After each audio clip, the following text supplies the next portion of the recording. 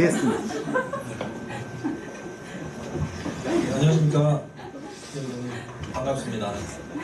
네, 저희가 7주 정도의 방학을 마치고 후반기 첫 모임을 가지게 됐는데요. 방학 동안에 좀 쉬셨습니까? 네. 쉬시고, 여행도 다녀오시고, 휴가도 쉬시고, 리프레시도 하시고, 또 어떤 분들도 미국 대통령 공부에 대한 열정 프로치하는 분이 계실 것 같기도 하고, 몇 명 보이는데. 전반기에 여러분들 많이 공부해 주시고 참여도 많이 해주셔서 감사했고, 후반기에도 저희 오늘 시작이지만 알찬 강의점을 준비했으니까 후반기에도 많이 참가 많이 해주시고요, 많이 성원해 주시고 관심 많이 가져주시기 부탁드리겠습니다. 오늘 그 첫 번째 시간으로 토픽이 이제 미만성 갑상선 질환하고 췌장의 남성 종류의 두 가지에서 토픽 강의를 하고 청년과학소 수업을 하겠습니다. 그리고 그동안 인사드릴 기회가 잘 없었는데 후반기에도 여전히 시금조는 동아SD에서 준비를 해드리겠습니다. 그리고 동아SD 많이 기억해 주시면 고맙겠습니다. 그러면 강의 시작하도록 하겠습니다.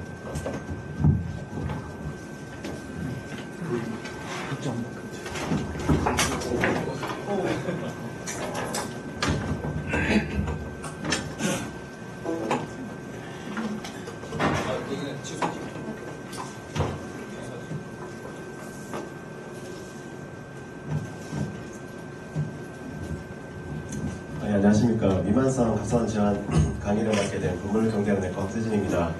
이번 주와 다음 주 두 번에 걸쳐서 미만성 갑상선 질환을 맡게 됐고요. 후반기 첫 번째 강의를 맡게 된 과입니다. 저는 소화기 내시경을 전공했기 때문에 사이로드 디지즈를 볼 기회가 잘 없었는데요. 전공의 때도 외래는 가지 않고 입원 환자 보다 보니까 외래 베이스한 갑상선 질환을 볼 기회가 잘 없었습니다. 정형외과 병원에 플로피로 카로티드를 루틴으로 하면서 항상 그 모든 환자들 사이로이드를 다 같이 봤었는데요. 거기서 제가 잘 모르거나 애매한 게 있다면 좀 책도 찾아보고 전원 보내면서 피드백 받고 그런 식으로 공부를 했습니다. 초음파 모임에서 환자 선생님들 보여주시는 케이스 보고 또 강의 맡으면서 강의 준비하면서 진료 쌓았고요. 이번 강의 준비하면서도 제가 미만성 갑상선 질환에 대해서 또 새로운 것도 많이 배웠고 저희 병원 케이스도 좀 정리하는 기회가 돼서 저한테는 좋은 시간이었습니다. 미만성 갑상선 질환이라고 하면 우리가 아래쪽에 정상 갑상선과 비교했을 때 이 두 그림에 보면 갑상선이 일반적으로 좀 커져 있다라는 거 하고 에코 정도가 저에코로 보인다, 정상에 비해서 저에코로 보인다, 그리고 히테로지너스한 에코 텍스처로 보인다, 이렇게 할 때 우리가 이 환자는 미만성 갑상선 질환이겠구나라고 예상하는 경우가 일반적이겠습니다. 하지만 에코제네시티는 정상이고 에코 텍스처도 특별한 문제가 없이 사이로드만 커져있는 경우도 있을 수 있는데요. 단순히 사이로드만 커졌는 경우에 우리가 미만성 디지즈를 생각이 어렵겠습니다. 우리가 단순히 사이로드만 커져있는 경우는 우리 키나 그리고 젠더, 레이스에 따라서 좀 달라질 수 있겠고 유다의 디피션시가 있거나 메디컬 컨디션에 따라서 단순히 커져 있을 수 있다는 걸 우리가 기억해야 될 것 같습니다. 그러면 실제 미만성 갑상선 질환이 있을 때 우리가 일반적으로 떠올리는 세 가지 병이 있습니다. 하시모토 갑상선염이랑 그레이브스 병이랑 서브아큐트 사이로다이티스겠습니다. 이 질환을 진단할 때 선생님도 어떻게 하시는지 모르겠는데요. 저희 같은 경우는 이제 임상 증상을 보고 TFT를 합니다. 그리고 TFT 안티바디를 보고 어느 정도 진단에 접근을 하게 되고 초음파 검사 하나에 도움이 되겠습니다. 물론 대학병원에서는 스캔까지도 하겠고 배변이 하는 경우도 있을 수 있겠습니다. 우리가 주로 떠올리는 표인데요. 서브아큐트 사이로다이티스와 페니스 사이로다이티스, 하시모토 세 가지를 보고 이 사람이 하이퍼사이로이디즘을 나타내는지 하이포사이로이디즘을 나타내는지에 따라서 우리가 진단을 어프로치를 좀 하고 거기서 안티바디 여부에 따라서 진단에 접근하는 것이 일반적이라고 볼 수 있겠는데요. 초음파는 어떻습니까? 이 세 가지 감별할 때 초음파를 좀 적극적으로 사용하시는지 모르겠는데요. 사람마다 초음파 역할은 좀 제한적이다 하시는 분도 있고 필수적이다, 꼭 해야 된다 이런 사람도 있겠습니다. 그런 초음파는 질환 감별로도 사용할 수 있겠고 수많은 다양한 결절 중에서 의심스러운 결절을 발견하는 데도 사용할 수 있겠고 변내비 할 때 또 도움을 주는 기구가 있습니다. 저희 병원 케이스 보겠습니다. 여자 32세 환자분이고 임신 시에 갑상선 기능 저하증 진단 받아서 호르몬 먹다가 임의로 중단했던 환자분입니다. 환자 같은 경우에 TFT를 봤을 때 7월 26일부터 이제 8월 작년 7월 26일부터 올해 8월까지 팔로우한 환자고 TSH가 굉장히 높아져 있고 프리티포가 낮아져 있어서 하이포사이로이디즘을 나타내는 무증상인 환자분이고 어느 정도 고이터가 있을 때 우리가 하시모토를 맨 먼저 생각할 수 있겠고 먼저 사이로이드 안티바디를 내고 초음파를 하게 되겠습니다. 우리가 TFT 결과를 봤을 때 TFT랑 안티바디를 같이 못 내니까 그 자리에서 초음파를 해서 어느 정도 진단에 접근을 하고 환자부터 어느 정도 설명한 다음에 약을 쓰게 될 텐데요. 소노를 적극적으로 하지 않는다면 TFT 안티바디 나올 때까지 좀 기다려야 되겠죠. 안티바디 결과가 마이크로점 안티바디가 굉장히 높고 안티티지가 높기 때문에 어느 정도 높고 TSI는 정상입니다. 그래서 안티바디가 양성이고 고이터가 있고 하이포사이로이드가 나타내니까 하시모토 디지즈일 거라 생각을 하고 되겠고 초음파에서도 특징적인 하시모토의 소견이 좀 보이게 됐습니다. 그래서 신지로이드를 주면서 쭉 팔로우하고 있는 환자분이고요. 두 번째로 여자 32세 환자분은 요새 많이 먹어도 살이 계속 빠진다. 생리불순 이런 것도 호소했던 분이고 TFT를 해보니까 TSH는 정상이었는데 프리티포는 살짝 올라 있었습니다.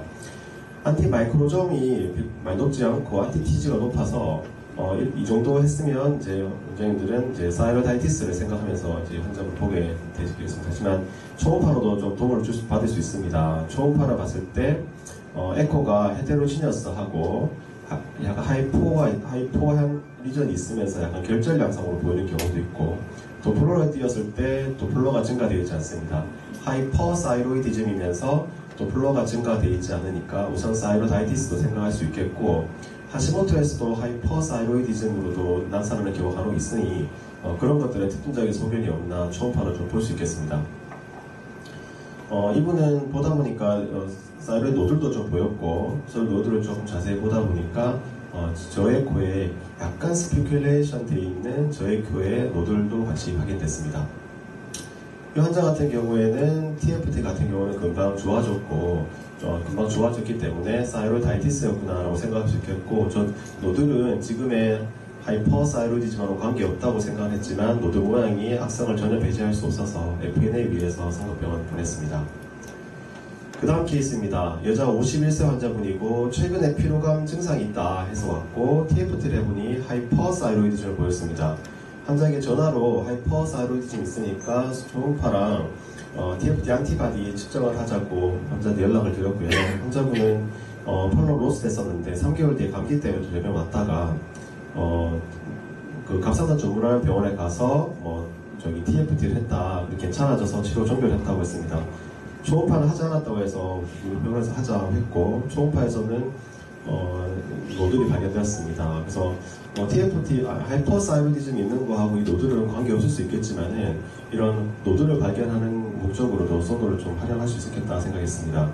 남자 46세 환자분이시고 특별한 임상 증상 없습니다. 이렇게 결과에서 TFT 상승 소견 보고 나니 그 듣고 나니까 좀 필요했던 것 같기도 하다 이렇게 했던 분이고요. 하이퍼사이로이디즘 소견이 보였습니다. 안티바디는 마이크로점 안티바디는 괜찮았는데 안티티지가 다소 높게 나왔습니다. 그래서 이걸 보고 사이로다이티스라고 생각을 하고 환자분을 팔로우를 했고요. 초음파에서는 특별히 하시모토나 그레이브의 특징적인 소견은 없어 보였다 하더라도 노드가 보였고 아래쪽 이쪽으로 노드가 좀 보였습니다. 물론 하시모토에서도 이런 대피한 노드나 비나인 네이처의 노드들이 보일 수 있으니까 환자분은 사이로다이티스라 할지라도 좀 팔로우를 하자고 환자에 설명했습니다. 이런 식으로 초음파를 사용했던 경우이고요. 여자 45세 환자분은 가족들 중에 갑상선 기능 저하가 있다. 그래서 TFT 결과를 해보니까 TFT가 좀 낮게 나왔습니다. TSH가 14.45로 좀 증가되어 있었고 프리티포가 좀 낮아 있었습니다. 그래서 환자분은 그거 듣고 나니까 피로감도 좀 악화됐고 콜드 인터널 수도 있다 이렇게 말씀하셨던 분이고요. 안티바디를 측정해보니 마이크로점이 다 상승되어 있고 안티티즈가 매우 증가되어 있었습니다. 초음파에서는 오히려 헷갈리게 되었습니다. 이게 하시모토라 생각해야 될 것인가 초음파에서 하시모토의 특징적인 소견이 없구나 라는 정도로 파악을 했고 환자를 쭉 팔로우하면서 신지로해주면서 팔로우하고 있는 환자입니다. 이제 케이스 몇 개 안 남았습니다. 여자 67세 환자분이시고 한 달 전부터 다리 부종으로 왔고 피팅이 되어 있었습니다. 이 케이지에서는 특별히 의미 있는 부정맥은 없었고, 엑스레이에서 카디오메갈리가 보여서 에코를 했습니다. 에코에서 월모션에 특별한 거 없었고, 퓨전 없었고, 밸브에서도 특별한 이상은 없었습니다. 252 프라임이 11.7로 측정되고 피팅 이데마가 있으니까 인조에 처먹어서 팔로우가 했는데, 검사 결과가 TSH가 굉장히 높게 나왔고 브리티포가 낮게 나왔습니다. 하이포사이로이디즘이 있었습니다.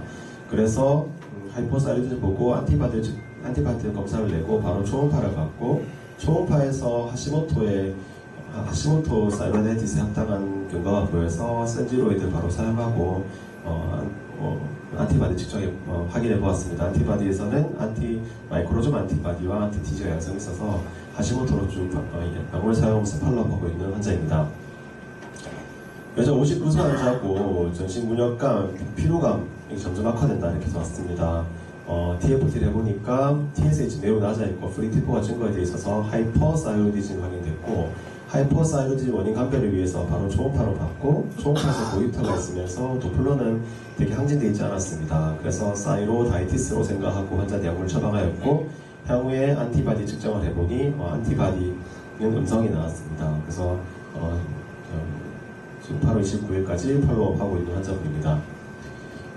사이로이드 미만성 갑상선 질환에서 물론 TFT와 사이로이드 안티바디만으로도 어느 정도 진단에 접근할 수 있겠지만은, 우리가 초음파를 좀 사용한다면 조금 더 이른 시기에 안티바디 결과를 보기도 전에 환자한테 약물을 사용할 수 있는 그런 좋은 근거가 됩니다. 그래서 이런 것을 감별할 때 초음파 역할에서 질환 감별에 감이 좀 필수적일 수도 있는 경우도 있다라고 말하고 싶고, 물론 우리 디지즈하고 초음파 소개가 좀 달라지는 경우도 있겠지만은 우리가 필수적이라고 생각하고 좀 적극적으로 하고, 또 조금 다른 부분들은 우리가 조금 공부하면서 경험을 쌓아가야 될 부분이라 생각합니다. 또한 생각지도 못했던 노들이나 림프노드 같은 것도 확인할 수 있기 때문에 초음파 적극적으로 활용을 한다고 생각합니다.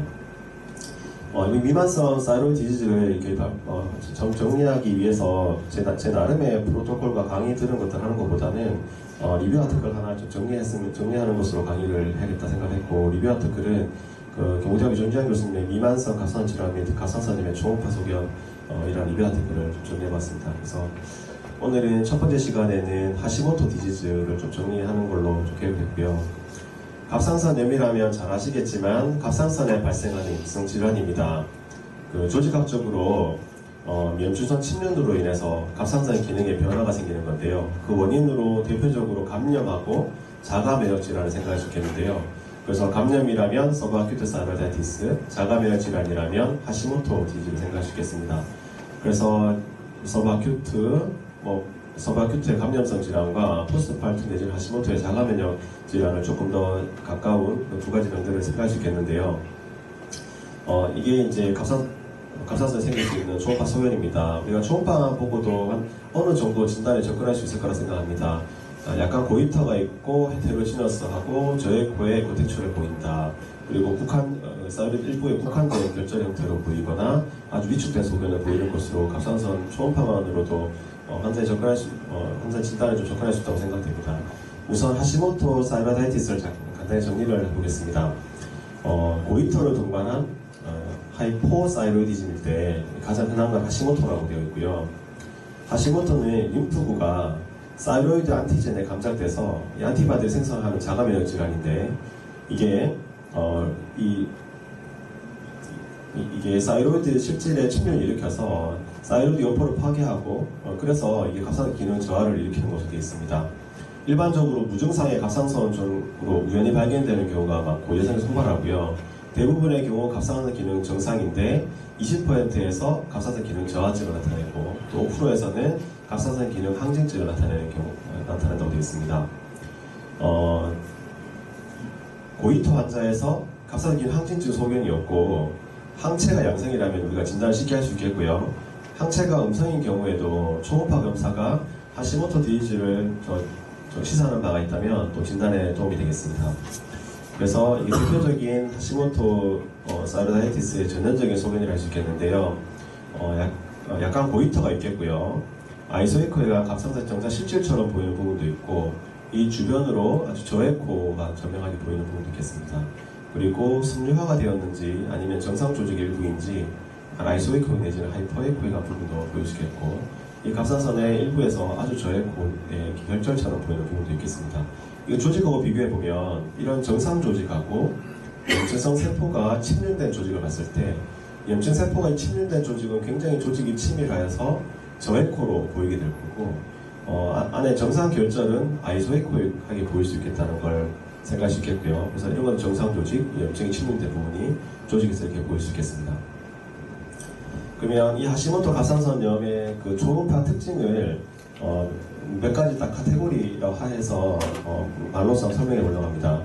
그 특징적인 소견은 그 모니터가 있으면서 전반적인 갑상선 실질의 에코의 감소입니다. 그래서 이게 두 개 사이로이드를 보면 둘 다 에코가 좀 저하되어 있는 걸 알 수 있겠고, 아이소에코의 부분과 하이퍼에코의 한 줄처럼 된 부분도 있겠지만은 전반적으로 사이로이드는 저에코로 보이게 되겠습니다. 그리고 하시모토 갑상선의 초음파 소견은 그 임상 증상에 따라 다양하게 나타나는데요. 이게 침범 범위나 만성화 정도에 따라 다르게 나타납니다. 그것은 좀 다르게 설명하면 정상 요포 구조가 파괴돼서 세포 축실도가 굉장히 높아지면 그런 염증이 많이 침범되면 침범될수록 좀 더 저에코로 보인다는 얘기고요. 실질 에코의 감소 정도는 갑상선 기능 저하증의 중증도와 비례합니다. 그래서 두 개 보면 여기가 조금 더 하얗고, 여기 좀 더 까맣고 좀 진하게 보이는데요. 이건 유사이로이드한 하시모토 디지고, 이건 하이포사이로이드한 디즘을 보이는 하시모토 디지입니다. 안티티지 수치가 133이고, 이건 738 보이고, 안티TPO도 638이고, 9576입니다. 그래서 중증도가 더 심할수록 더 세포 축실도가 높아지고, 그래서 그만큼 저에코로 보일 수 있겠다, 이렇게 연습해주고요. 저에코로 보이는 것 다음으로 미세 결절화입니다. 두 번째 특징이고요. 1에서 7mm 크기의 무수한 저에코 고형 혈전을 보입니다. 이 부분인데요.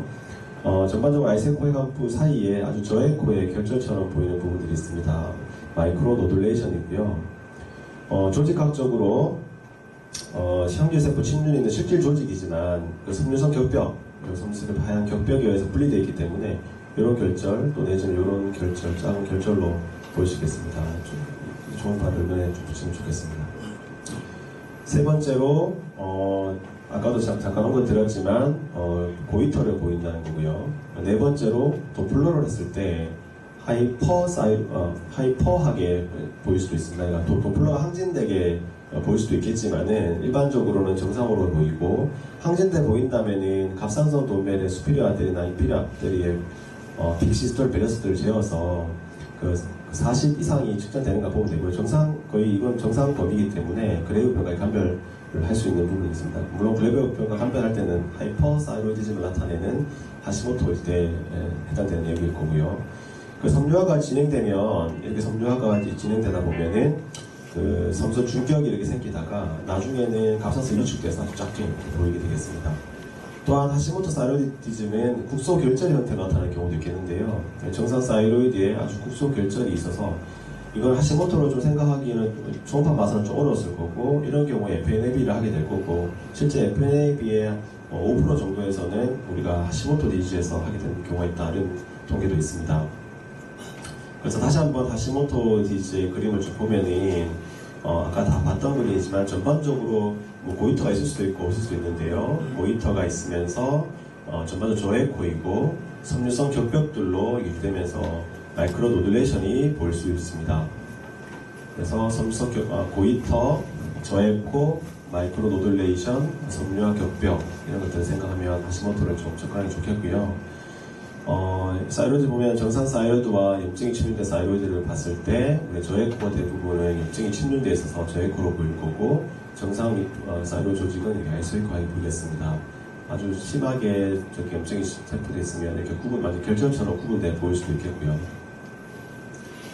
자, 그러면 사이로이드 보면 이것도 전반적으로 좀 고이터가 있고 저에코로 보이고 헤테로지너스 에코 텍스처를 전반적으로 보입니다. 이것도 하시모토로 보이십니까? 자세히 보면 하얀 점 같은 것들 보이십니까? 그것은 마이크로 카시피케이션을 동반하고 있습니다. 그래서 이런 질환은 하시모토로 진단하기 좀 어렵겠고, 파퓰러 사이로이드 캔서의 디피러스 콜라겐 베리언트라고 보겠습니다. 우리가 주의해야 될 병이고요.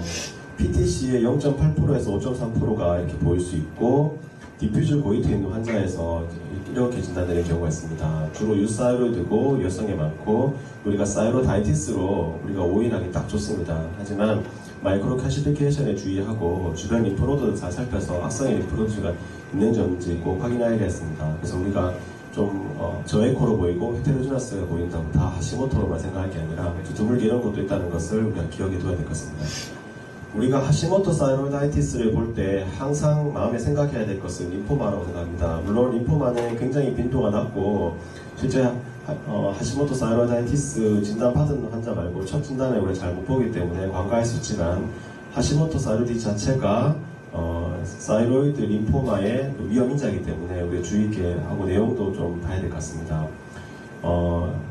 림포마는 초음파 검사에서 하시모토 갑상선의 경계가 불명확하고 아주 현저한 그 저에코의 고형 결절이 있을 때 우리가 의심할 수 있는데요. 하시모토 갑상선 환자가 갑자기 갑상선이 더 부어 보이고 그다음 초음파를 했을 때 아주 비균질한 저에코의 병변이 보인다면 림프종을 심하고 생각하는 것을 주저하지 말아야겠습니다. 이렇게만 봤을 때는 우리가 아주 하시모토 디지즈가 아주 심한 환자일 경우라고 충분히 오해할 만한 되겠고요. 이것은 헤테로지너스 에코로 보이고 사이로드는 커져 있고 안쪽에 노들나한 거는 아주 사진에서 조명하진 않지만 그래 보이다 되고요.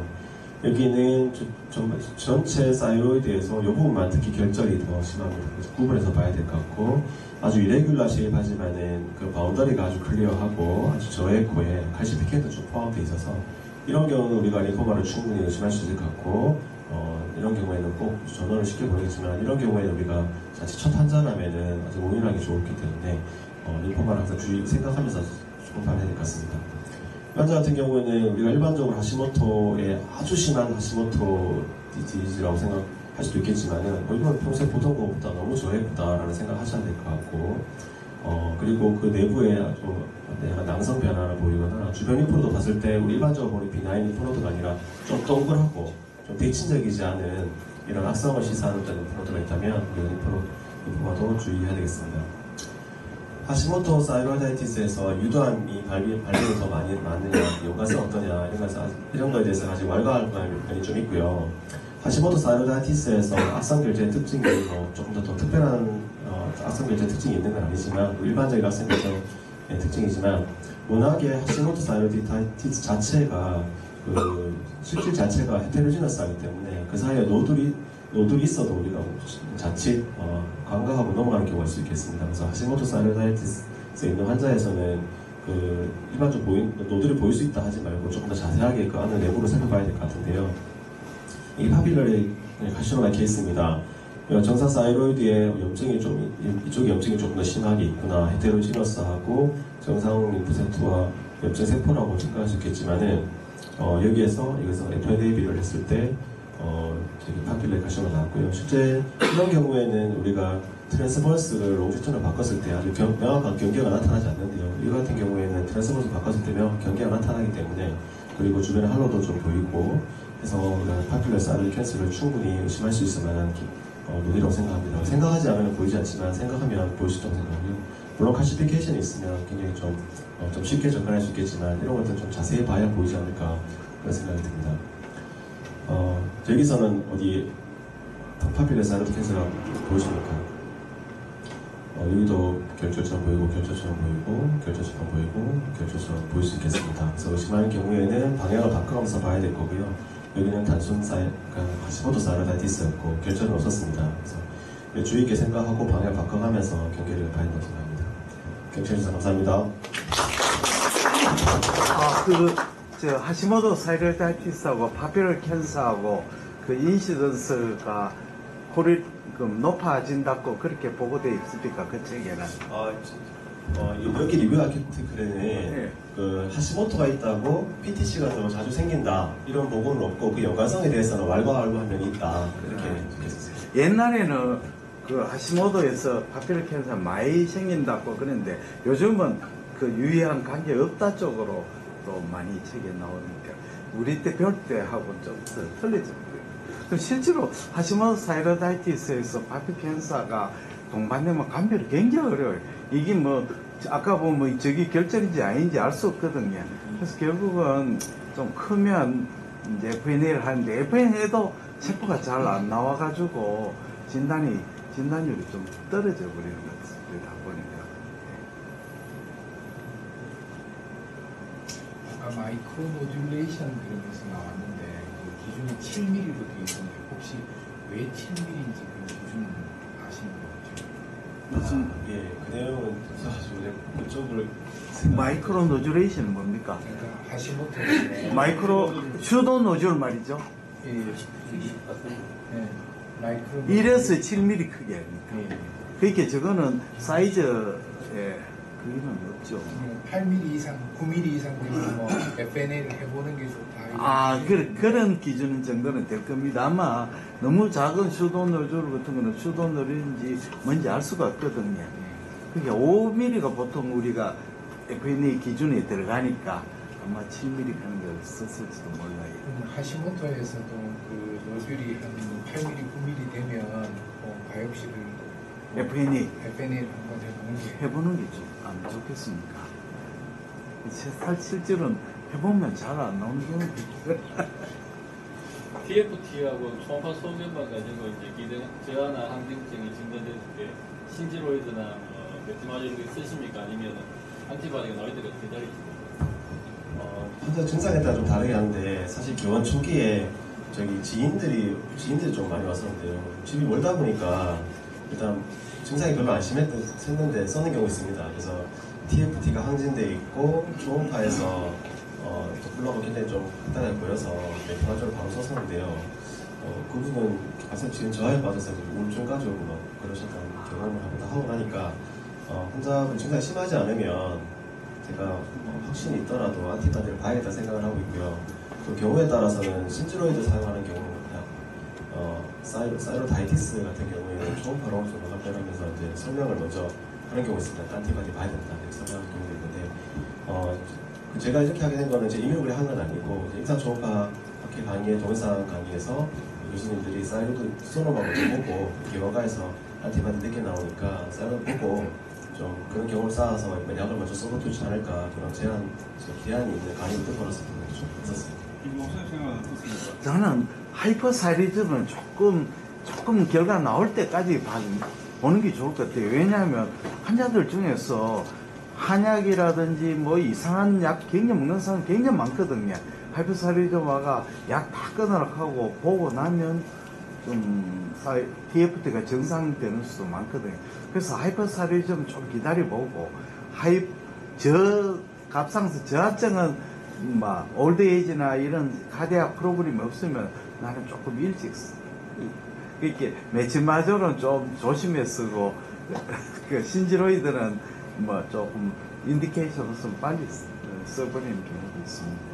저 같은 경우에도 그 아스모도 갑상선이 매진되는데 하이퍼사이로즘 나오면 초음파에서 하이퍼가 그레이브스가 아니라고 생각되면 저 같은 경우는 한 증상이 있으면 인디라를 좀 주고 본다든지 그 정도로서 충분히 다음에 기능이 정상 돌아오는 많기 때문에 하이퍼할 때는 급하게 약을 안 쓰는 게 좋을 것 같습니다.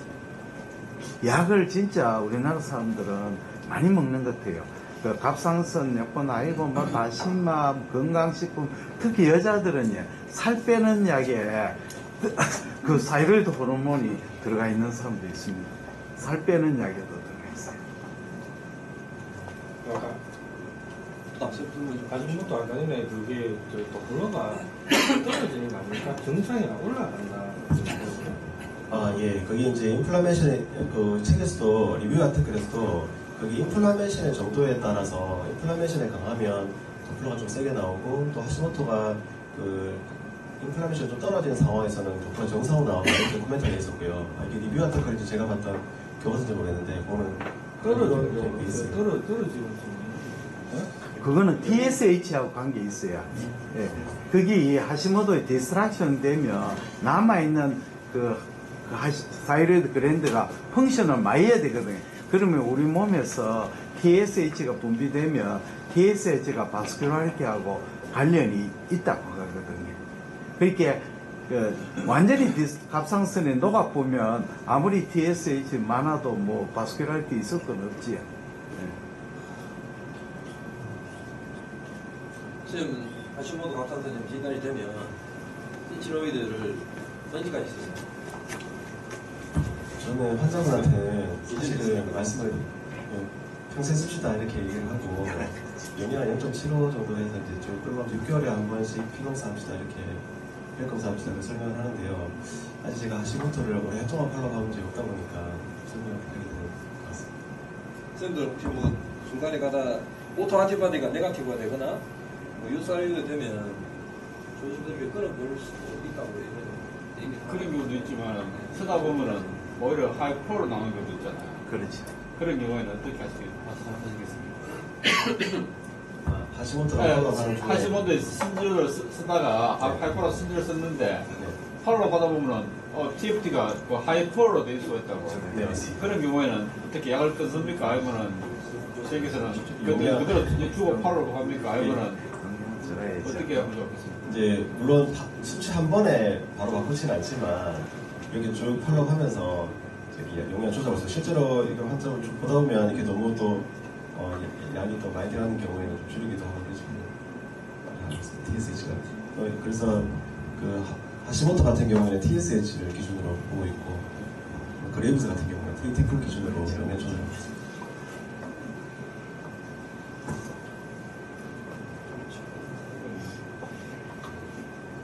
네.